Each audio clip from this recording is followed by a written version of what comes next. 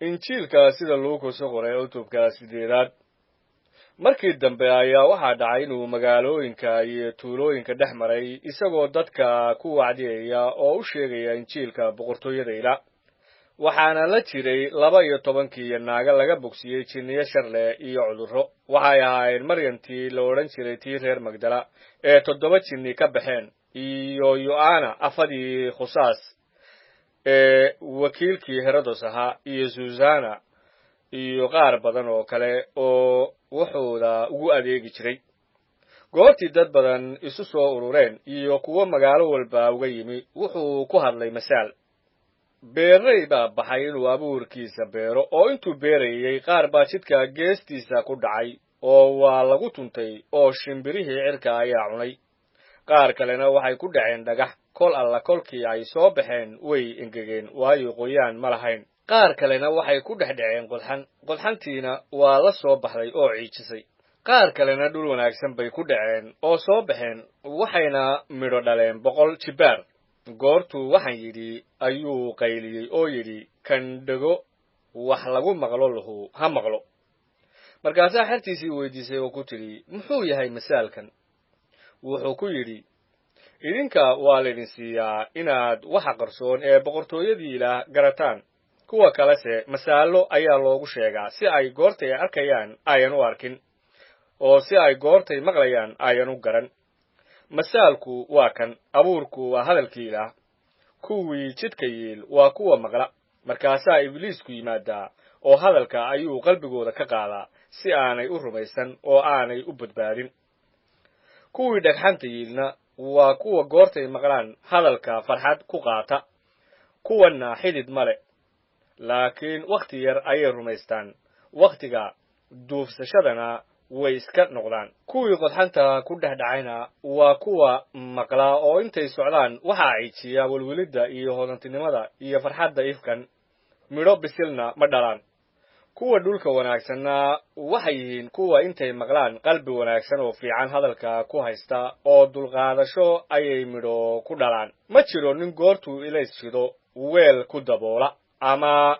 sariir hoos geliya laakiin wuxuu saaraa meeshii ilayska si ay kuwa soo galaa iftiinka u arkaan waayo wax qarsoon ma jiro oo aan soo muuqan doonin wax daboolanna ma jiro oo aan la garan doonin oo aan bannaan soo bixi doonin sidaa darteed u fiirsada sidaad u maqlaysaan waayo ku alla kii wax haysta waa la siin doonaa ku alla kii aan waxba haysanse waa laga qaadi doonaa wixii loo maleeyo inuu haysto markaasaa waxaa isaga u yimid hooyadiis iyo walaalihiis wayna soo gaadhi kari waayeen dadkii badnaa aawadood oo waxaa lagu yidhi hooyada iyo walaalaha ayaa dibadda taagan oo doonaya inay ku arkaan laakiin wuxuu ugu jawaabay hooyaday iyo walaalahay waa kuwan hadalka Ilaah maqla oo yeela maalmahaas middood waxaa dhacay inuu dooni fuulay isaga iyo xertiisiiba wuxuuna iyaga ku yidhi dhanka kale oo badda aan u gudubno goortaasay dhaqaaqeen laakiin intay socdeen ayuu seexday oo waxaa baddii ku soo dhacay duufaan weyn oo dabayla doonidiina ayaa buuxsamaysay oo halis bay ku jireen markaasay isaga u yimaadeen oo intay toosiyeen ayay ku yidhaahdeen macallimow waa lumaynaaye kolkaasuu kacay oo canaantay dabayshii iyo hirarkii biyaha goortaasay degeen oo xawaal baa dhacay markaasuu wuxuu iyaga ku yidhi rumaysadkiinime iyagoo baqaya oo yaaban waxay isku yidhaahdeen haddaba yuu yahay kan amra xataa dabaysha iyo biyaha oo ay yeelaan waxay gaadheen dalka Gadareeni ee ka hor jeeday Galili goortuu dhulka u degay waxaa la kulmay nin magaalada ka yimid oo jinniye qaba waqti dheer dhar ma sidan jirin gurina ma joogi jirin laakiin xabaalaha ayuu dhex joogi jiray goortuu arkay Ciise ayuu qayliyey hortiisana ayuu isku tuuray oo cod weyn ayuu ku yidhi maxaa inoo dhaxeeya Ciisow adigoo ah wiilka Ilaaha sarow waxaan kaa bareeyaa ha isilcin waayo wuxuu jinnigii wasakhda lahaa ku amray inuu ninka ka baxo maxaa yeelay marar badan ayuu qaban jiray oo waxaa lagu xidhi jiray silsilado iyo bircago oo waa la ilaalin jiray silsiladihiina wuu iska goyn jiray oo jinniguna cidlada ayuu u kaxayn jiray markaasaa ciise weydiiyey oo ku yidhi magacaa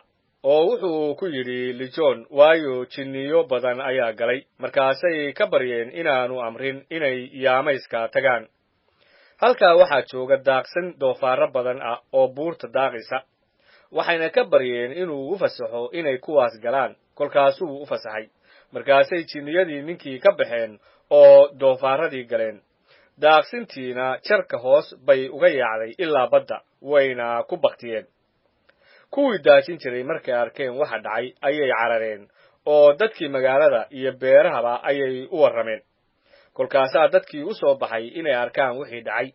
markaasay u yimaadeen ciise oo waxay arkeen ninkii jinniyadu ka baxeen isagoo ag fadhiya ciise cagihiisa oo dhar sitaa oo miyir qaba wayna baqeen kolkaasaa kuwii arkay waxay iyaga u sheegeen sidii jinnoolihii loo bogsiiyey dadkii oo dhan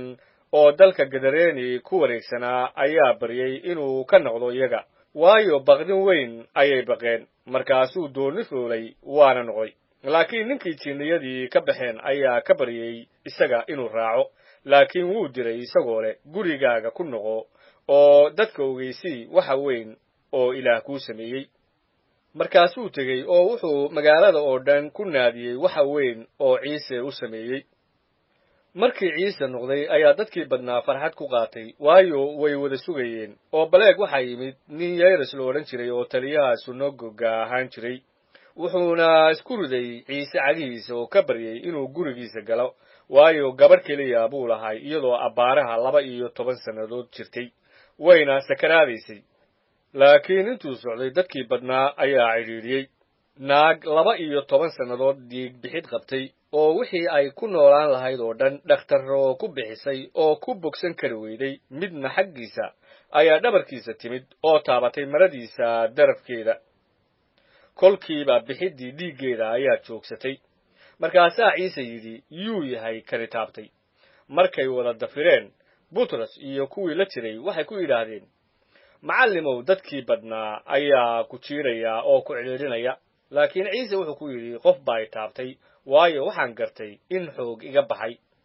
naagtii goortay aragtay inaanay qarsoonaan karin ayay timid iyadoo gariiraysa oo hortiisay isku riday oo u caddaysay dadkii oo dhan hortooda waxay u taabatay iyo siday markiiba u bogsatay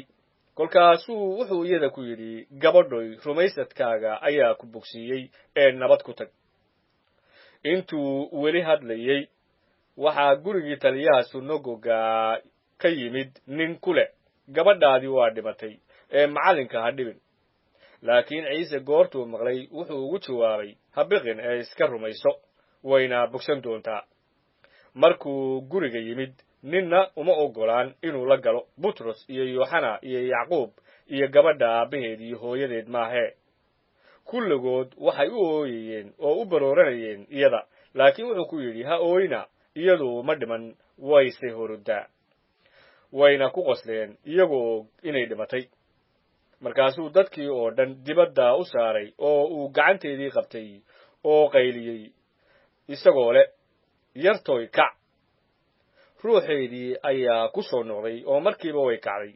oo wuxuu amray in cunto la siiyo iyada waalidkeedii waa yaabeen wuxuuse amray inaanay ninna u sheegin waxa dhacay